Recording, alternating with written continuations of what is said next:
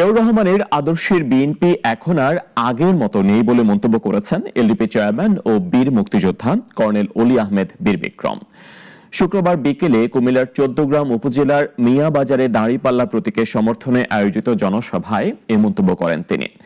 বিএনপিকে উদ্দেশ্য করে বলেন, ২০০১ সালের পর থেকে এ দলটি দুর্নীতিবাজ, ব্যবসায়ী, সন্ত্রাসী ও ঋণ খেলাপিদের হাতে চলে যায়। নির্বাচনে কেউ বিশৃঙ্খলা সৃষ্টির চেষ্টা করলে তাদের বিরুদ্ধে কঠোর ব্যবস্থা নেওয়া হবে বলে হুঁশিয়ারি দেন তিনি।